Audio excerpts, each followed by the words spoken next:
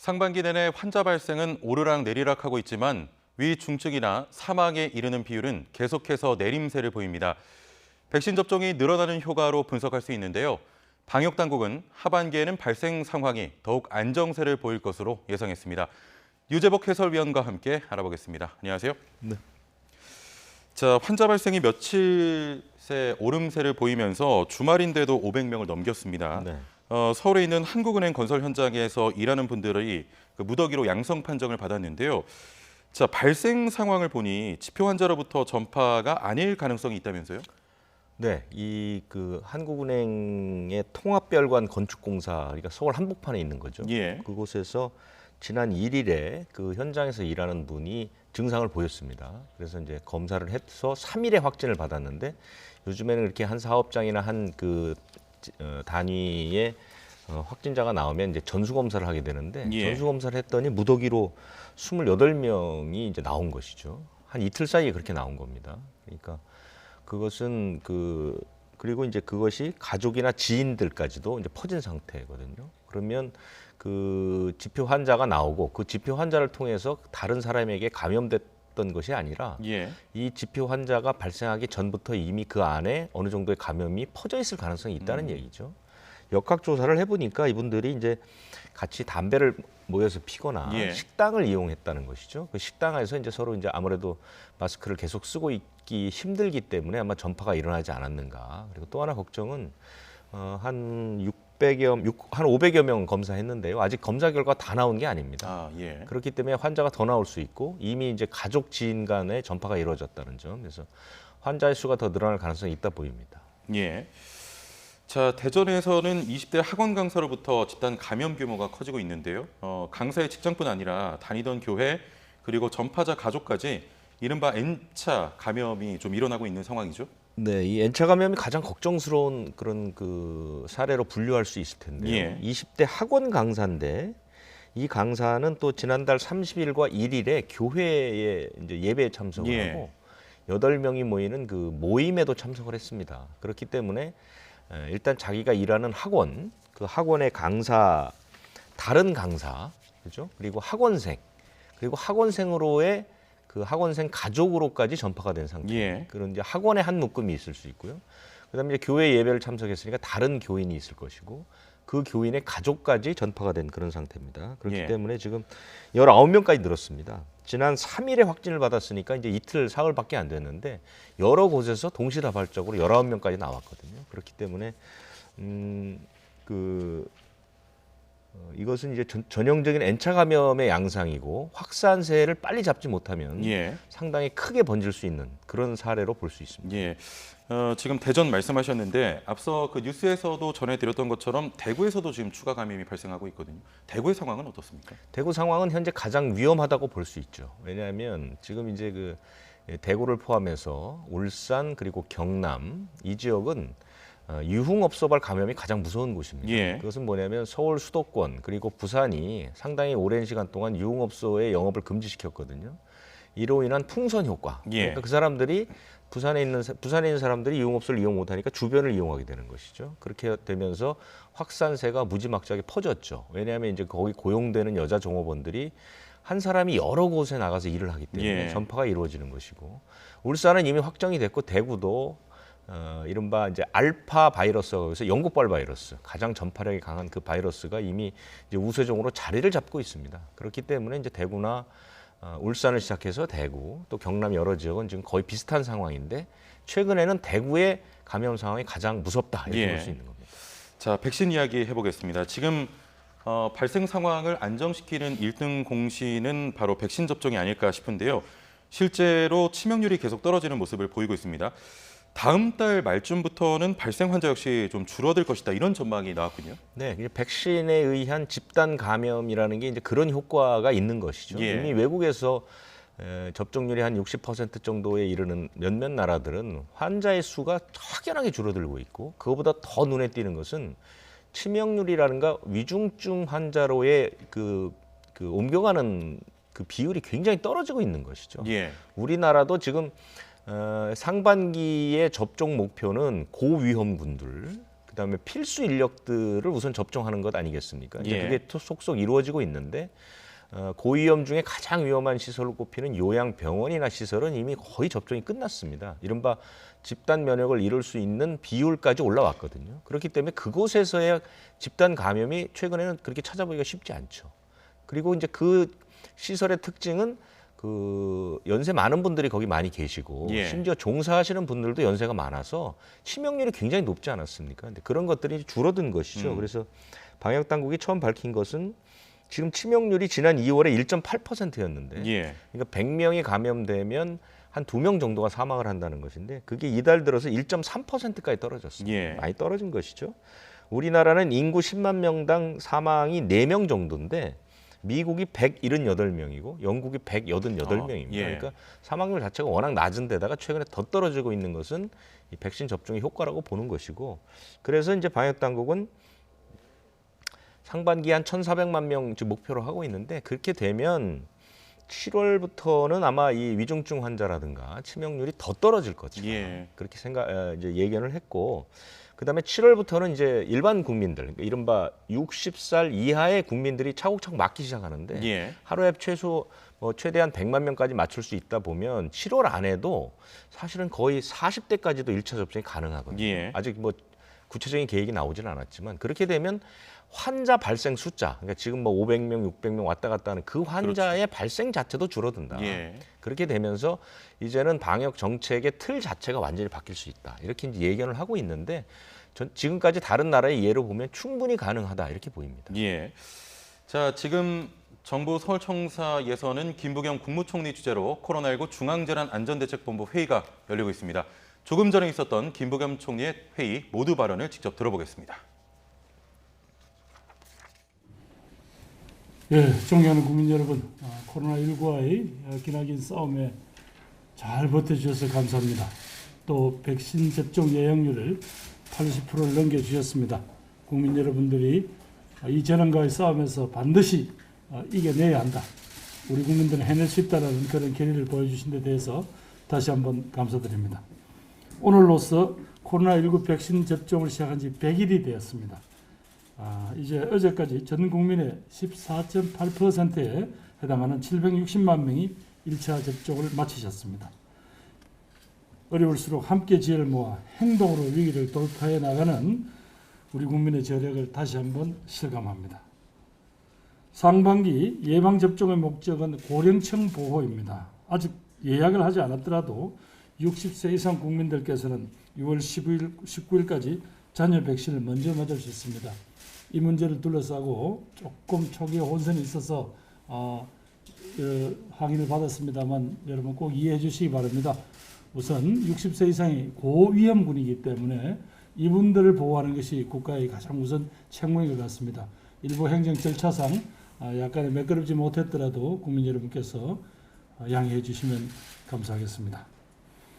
네이버와 카카오 앱 우선 전화로 예비 명단에 등록하거나 혹은 네이버나 카카오 앱에서 당일 잔여 백신 예약을 해서 접종에 동참해 주실 것을 당부드립니다. 어제 새벽 미국에서 얀센 백신 111만 명분이 도착했습니다. 한미동맹의 확고함을 행동으로 보여준 사례라고 생각합니다. 관계부처와 지자체는 6월 10일부터 접종이 차질 없이 이루어질 수 있도록 품질 검사와 배송 등 사전 준비에 빈틈없이 마무리해 주시기 바랍니다. 정부는 예방 접종을 마치신 분들을 위해 다양한 증명 수단을 제공할 것입니다. 오늘은 제가 직접 접종 배지를 달고 왔습니다. 이 배지 자체가 바로 증명력을 갖는 건 아니지만 이렇게 함께 코로나를 극복하신 국민들에게 주는 저희들로서는 자랑스러운 훈장이다 그렇게 생각합니다. 이 배지 꼭 부착하고 다니시고 다만 이 자체는 소위 증명력은 없습니다. 서로 빌려주실 수도 있고 그렇기 때문에 그래서 모바일 앱으로 충분히 숙지가 되는 젊은 층을 제외하고 어르신들을 위해서 어르신들이 가진 신분증에 이 스티커를 부착해드림으로써 예방접종을 하셨다는 그런 증명서로 대신하도록 할 겁니다. 아마 이 배지와 스티커가 우리 사회를 더욱 안전하게 만들고 또 우리 국민들의 활동도 더 자유스럽게 할 것입니다. 조금 더 귀찮더라도 협조해 주시면 감사하겠습니다. 방역은 여전히 긴장을 늦출 수 없는 상황입니다. 유흥시설, 직장, 어린이집 등에서 일상 속 감염이 끊이지 않고 있습니다. 최근 확진자가 급증한 대구 경우에는 어제부터 사회적 거리두기를 2단계로 격상하기도 했습니다. 방역이 안정되어야 예방접종도 차질 없이 진행될 수 있습니다. 각 지자체는 신체검사와 선제변사와 역량조사에, 역학조사에 역량을 집중해 주시고 현장 상황에 맞게 방역 조치를 徹底 강화하여 확산을 조기에 차단해 주시기 바랍니다. 특히 젊은 층 국민 여러분, 요 마지막 고비인 것 같습니다. 여러분들이 조금만 자제를 해주시고 방역에 협조를 해주시면 이 백신 접종과 함께 우리 국민들이 조기에 이 코로나와의 싸움을 종식시킬 수 있습니다. 협조해 주실 것을 다시 한번 호소드립니다. 오늘은 나라를 위해서 헌신하신 순국 선열과 호국영령을 추모하는 현충일입니다.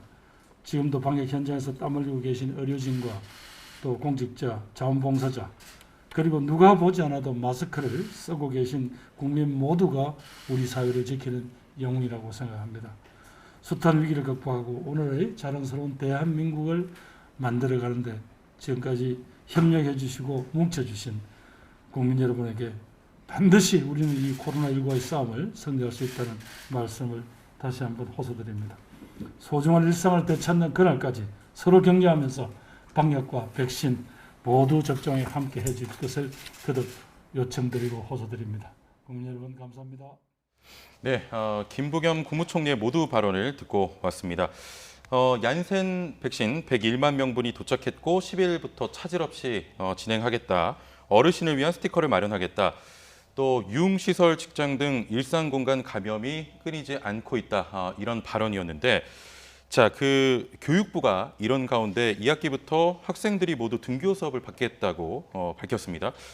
학생 접종이 아직 제한적이기 때문에 가능하면 많은 학교 관계자가 백신을 맞는 게 중요할 텐데요. 대강의 계획이 나왔습니까? 네, 그러니까 2학기 때 가장 크게 변하는 것은 이제 학생들이 모두 학교에 가서 공부를 한다는 것이죠. 예. 뭐 유치원, 초, 중, 고 다 마찬가지입니다. 아마 대학들도 2학기 때는 다 대면 수업을 할 것으로 이렇게 보이는데 그러기 위해서 지금 이제 필요한 것이 백신 접종입니다. 백신 접종인데 지금 그 접종 승인이 우리나라는 지금 이제 대부분 그 고등학생까지는 맞지 못하도록 지금 돼 있거든요. 예, 예. 그렇기 때문에 이제 가능하면 이제 그 교사라든가 관계자들을 주로 맞추려고 이제 하는 것이죠. 그래서 몇 가지 변한 것은 첫 번째는 뭐냐면 원래 이제 7일부터 내일부터 맞기로 한 유치원, 어린이집하고 초등학교 1, 2학년 교사들 예. 그리고 돌봄 인력들 이 사람들은 원래 이제 아스트라제네카 백신을 맞추기로 했는데 이 백신을 바꾸기로 했습니다. 왜냐하면 아스트라제네카는 11주 후에 맞을 수 있지 않습니까? 그렇기 때문에 백신을 맞게 되면 여름 방학이 끝난 뒤에도 못 맞는 사람이 있을 수 있고 예. 2학기가 시작됐는데도 2차 접종이 끝나지 않은 분들이 계실 수가 있거든요. 그렇기 때문에 이것을 mRNA 백신 그러니까 모더나는 4주, 화이자는 3주 아닙니까?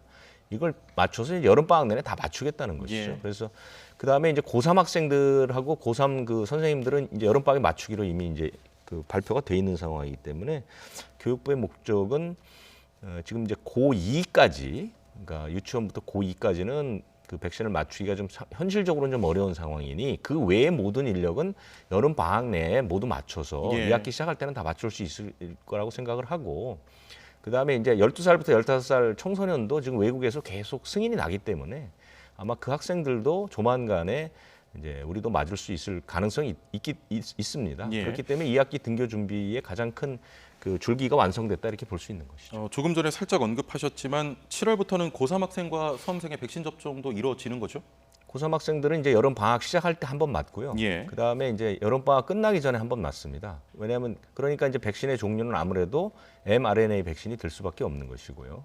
그것은 왜 그러냐면 그 고3 학생들은 그 수능을 봐야 되기 때문에 학업이나 이런 데 지장을 주면 좀 부담스럽습니다. 그래서 여름 방학을 이용해서 맞추기로 이미 기왕에 결정이 된 것이고요. 고3 선생님들도 마찬가지고 예. 그러면 그 재수하는 학생들이나 이런 사람들은 어떻게 할 것이냐. 그래서 그런 것들은 얼마 전에 있었던 6월 모의고사가 대개 이제 재수생들과 같이 보는 그 예, 예. 시험이거든요. 거기 응시생들을 기준으로 하겠다 이렇게 발표를 했기 때문에 재수생들도 그에 준해서 접종될 가능성이 상당히 있다 이렇게 보입니다. 예. 자, 지금 12세에서 15세 청소년 외국에서는 백신 접종을 권하는 나라가 적지 않은데 영국과 스위스도 청소년 백신 접종을 승인했다고요? 네, 그 화이자인데요. 화이자가 지금 임상 실험을 했을 때 12살에서 15살 청소년이 성인과 그 예방 효과라든가 부작용이 전혀 차이가 없었습니다. 예. 거의 똑같았거든요.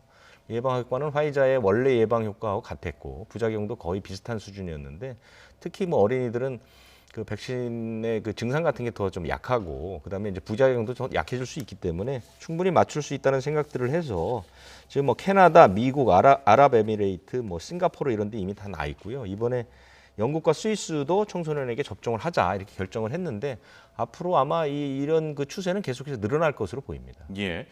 자, 그렇지만 그 어린이의 백신 접종을 놓고 그 찬반이 엇갈리는 모습입니다. 각각 어떤 이유를 들고 있습니까? 그 영국 BBC에서 한번 이 부분을 짚어본 적이 있거든요. 예. 그래서 어린이들에게 백신을 맞추는 것이 과연 현 시점에서 타당하느냐.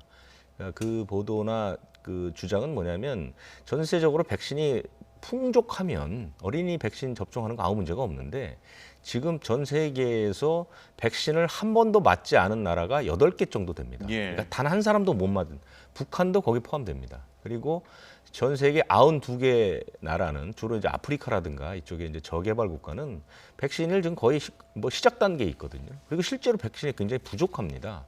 그 사람들은 자기네들 돈을 주고 백신을 사올 수가 없거든요. 그래서 코백스 퍼실리티라는 공적 기구를 통해서 받게 되는데 예. 아무래도 물량이 제한적일 수밖에 없지 않습니까? 그래서 그런 사람들에게 우선적으로 백신을 나눠주는 것이 옳은 게 아니냐. 왜냐하면 어린이들이나 청소년들은 백신, 코로나19에 걸리더라도 증상이 미약하고 대부분 그냥 낫는 경우가 많으니까 현실적으로 볼 때 선진국에서 자기네 나라의 어린이들이 맞추는 것보다는 그 물량을 조금 어려운 나라에 돌리는 예. 게 맞지 않겠느냐.